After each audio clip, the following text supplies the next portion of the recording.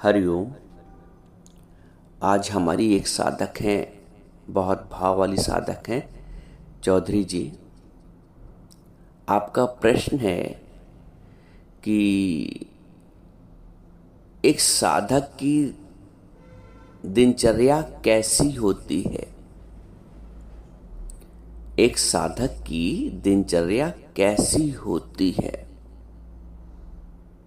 आप सब लोग इस प्रश्न का उत्तर जानना चाहेंगे, लेकिन ये प्रश्न जितना सरल आपको प्रतीत हो रहा है उतना सरल इसका उत्तर है नहीं। और इस प्रश्न का उत्तर केवल एक ब्रह्मज्ञानी ही दे सकता है, और दूसरी स्थिति में इस प्रश्न का उत्तर ब्रह्मज्ञानी दे ही नहीं सकता। आप सोचेंगे कि ऐसा इस प्रश्न में क्या है कि इस प्रश्न का उत्तर तो बड़ा साधारण सा प्रश्न है, कोई भी बता सकता है, कोई भी समझदार व्यक्ति बता सकता है कि एक साधक की दिनचर्या कैसी हो। तो इसमें ब्रह्मज्ञानी ही दे सकता है, और दूसरी स्थिति में कहा जाता है कि ब्रह्मज्ञानी इसका उत्तर दे ही नहीं सकता। ये कैसे संभव है? प्रभु की कृपा है, गुरुदेव ने विवेक खोल दिया है, विवेक जागृत किया है। उस आधार पे अनुभव से उत्तर निकलता है। ये जो उत्तर हैं ये पढ़ाई लिखाई करके नहीं प्राप्त होते हैं। एक गुरु की कृपा हो जाती है, अनुभव जागृत हो जाता है, विवेक जागृत हो जाता है, तो अनुभव से उत्तर निकलते हैं। What you have felt being an आत्मन, आत्म भाव में आपने क्या अनुभव किया है, उस अनुभव के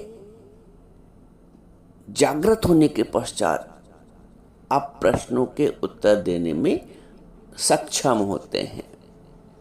स्थूल बुद्धि है तो इन प्रश्नों के उत्तर भी स्थूल भाव में प्राप्त होंगे, और यदि सूक्ष्म बुद्धि, आत्मस्थ बुद्धि है, जागृत विवेक है, तो हमको इनके गहरे उत्तर प्राप्त होंगे।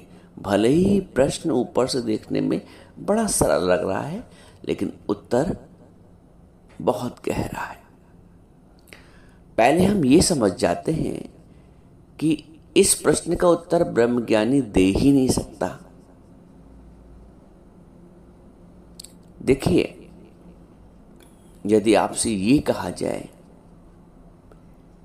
कि आप सुबह ब्रह्म मुहूर्त में उठिए,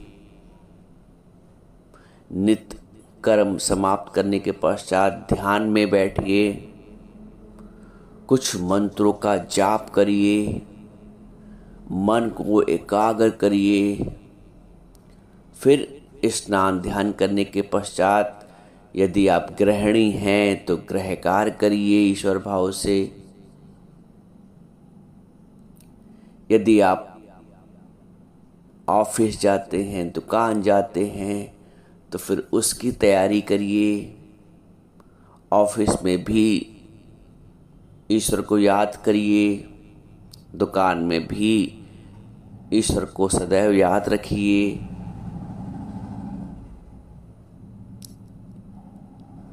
लौट के आइए तो भी ईश्वर को याद रखिए सदैव। फिर कुछ जलपान करने के पश्चात आप शाम को संध्या के समय ध्यान में बैठिए। फिर रात्रि का भोजन ग्रहण करिए भगवत भाव से। फिर सोने से पूर्व ईश्वर का ध्यान करिए, चिंतन करिए। ये एक दिनचर्या, एक साधक की दिनचर्या किसी से पूछिए तो वो ये बता देगा, लेकिन ब्रह्मज्ञानी नहीं बता पाएगा ऐसा।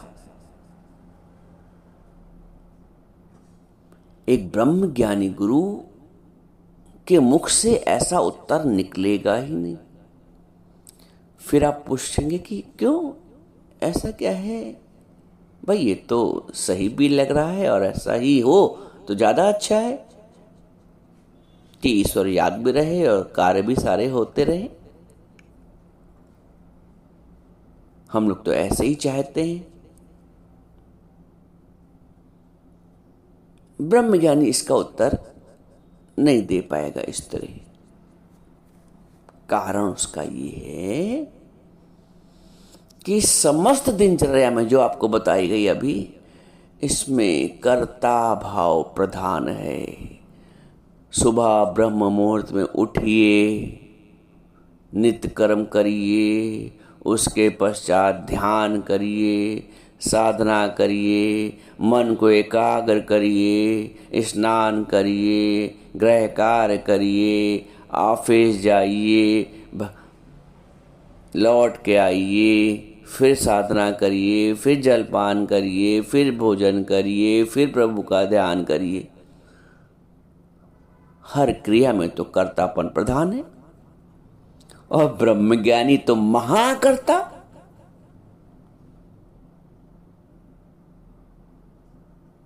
हमारे दादा भगवान बोलते थे कि पूरी दुनिया स्ट्राइक पे है, तो जब स्ट्राइक पे है तो बिल्कुल शांत।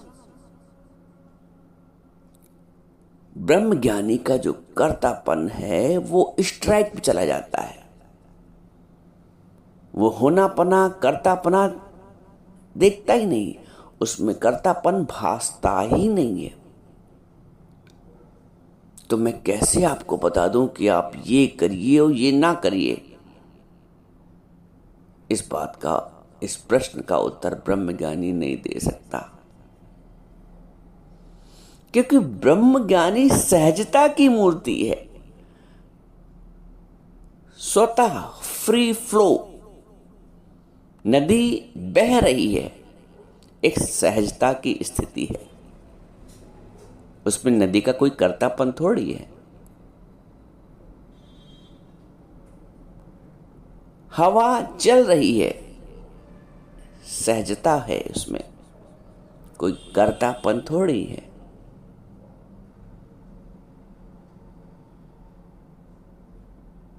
सूर्य प्रकाश दे रहा है, वनस्पति उपज रही है,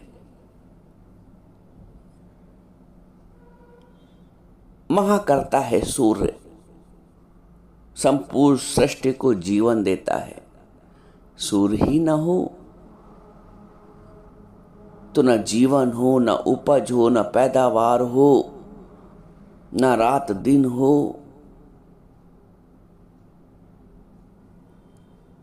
महाकर्ता है लेकिन कुछ भी नहीं करता है सूर्य। सूर्य ने बीज नहीं बोए,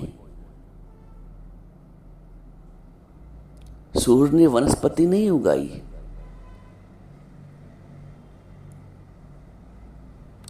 प्रत्येक क्रिया एक स्फुरणा भी हो रही है तो वो सूर्य की उपस्थिति के कारण, लेकिन सूर्य वास्तव में कुछ नहीं कर रहा है। इतना अकर्ता भाव है।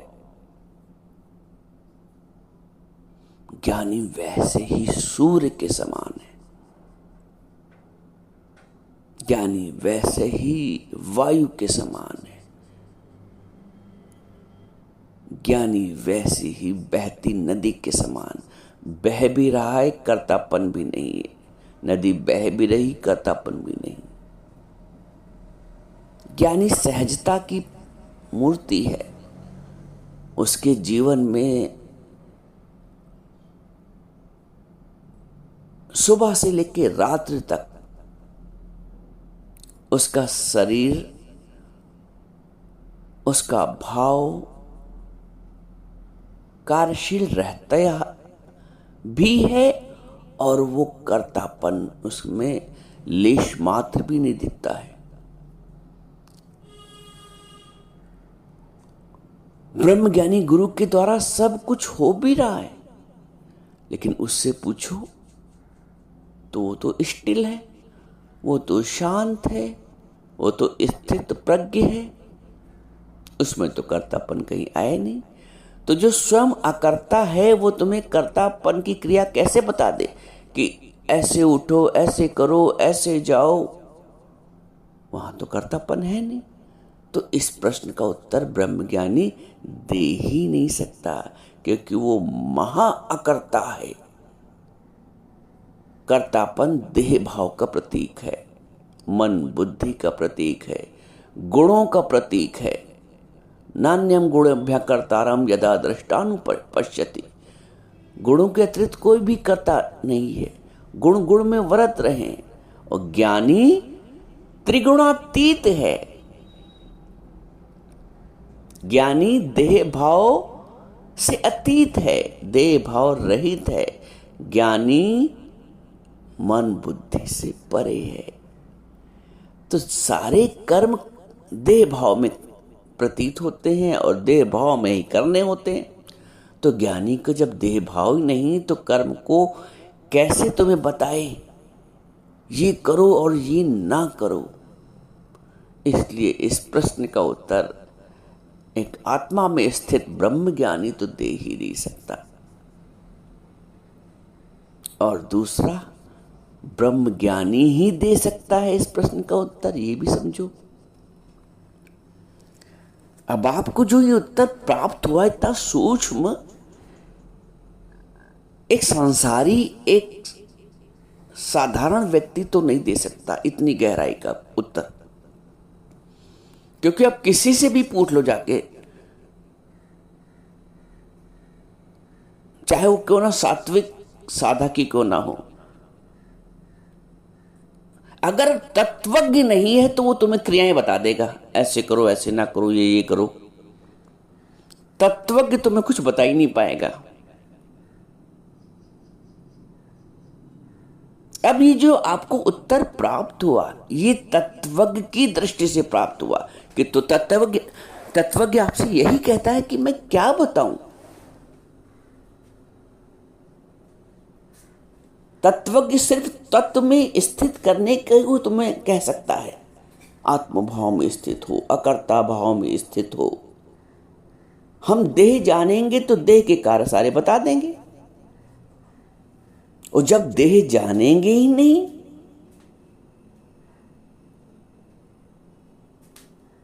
तो देह की क्रियाएं क्या बताएंगे? तो इस प्रश्न का उत्तर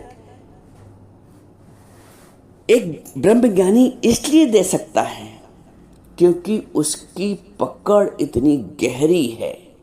वो तुम्हें आत्मभाव में स्थित होने के लिए मोटिवेट कर सकता है, कर्तापन में बंधने के लिए मोटिवेट तो कर ही नहीं सकता है, क्योंकि वो स्वयं अकर्तापन का स्वरूप है।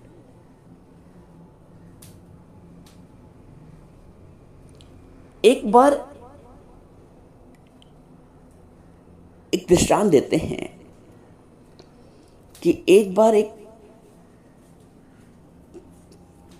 पिताजी मुस्लिम थे, वो उठे और अपने बेटे को उनको पहली नमाज पढ़ानी थी। सुबह उठ के बेटा बड़ा हो रहा था तो उन्होंने सोचा कि इसको नमाज सिखाई जाए, पढ़ाई जाए। तो सुबह 4 बजे पिता भी उठे और पुत्र भी उठा। पुत्र उठा तो उठते ही बोला, अरे अब्बू जान, अभी तो सब सो ही रहे, हम ही लोग जगह खाली। उसके अब्बू ने कहा, भला होता कि तू भी सोता रहता। जागने के पश्चात तुमने दूसरे के कर्म देख लिए, अपने को श्रेष्ठ मान लिया। अरे सब तो सो ही रहे, हम ही लोग जागे। कर्म बन गया। बहुत गहरी बात है। वो बोले, इससे अच्छा तो सोता ही रहता।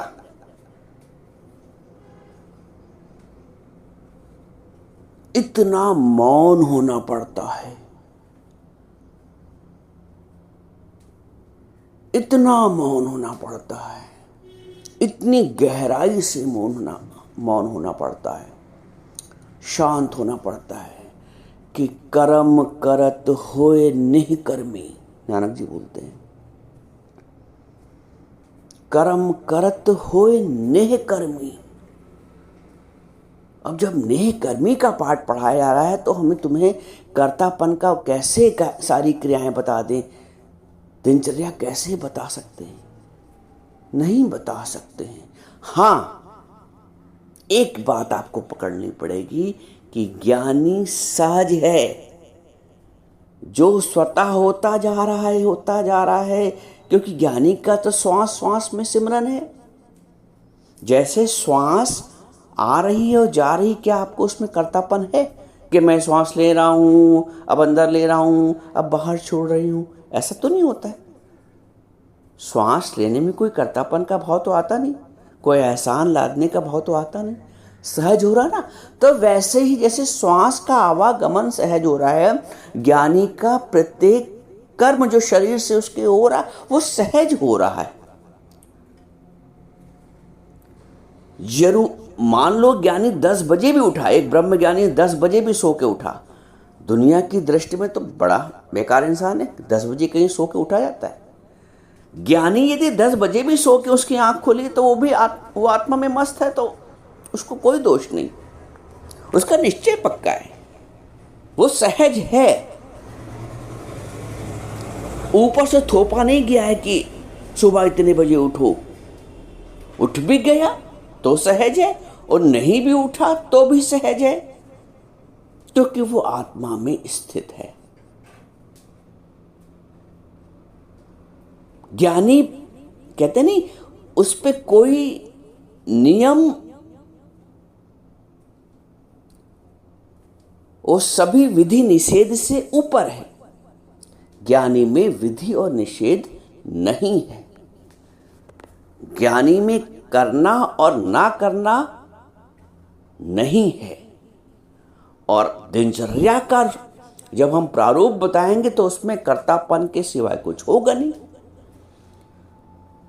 इसलिए ज्ञानी, ब्रह्म ज्ञानी इस प्रश्न का उत्तर नहीं दे सकता है। जिसने कर्तापन का अनुभव ही नहीं किया। अब एक छोटे बच्चे ने करेला खाया ही नहीं तो करेले का वर्णन कैसे करेगा? एक अंग्रेज ने मान लो खीर खाई नहीं कभी, तो वो खीर का वर्णन कैसे करेगा? ज्ञानी कभी कर्ता हुआ ही नहीं तो कर्तापन का वर्णन कैसे करेगा? एक बहुत गहरा प्रश्न है और बहुत गहरा उत्तर है। मुझे ऐसा लग रहा होगा कि आपको समझ में अवश्य आ गया होगा। यदि नहीं स्पष्ट हो रहा है तो आप फिर पूछिएगा, उत्तर यही मिलेगा। पूछें आप 100 बार, एक तत्वज्ञ के मुख से उत्तर तो ऐसा ही निकलेगा। आपको भी तत्वज्ञ होना है। तत्वज्ञ का मतलब तत्व में स्थित होना है, तत्व को जानना है, तत्व का जानकार बनना है।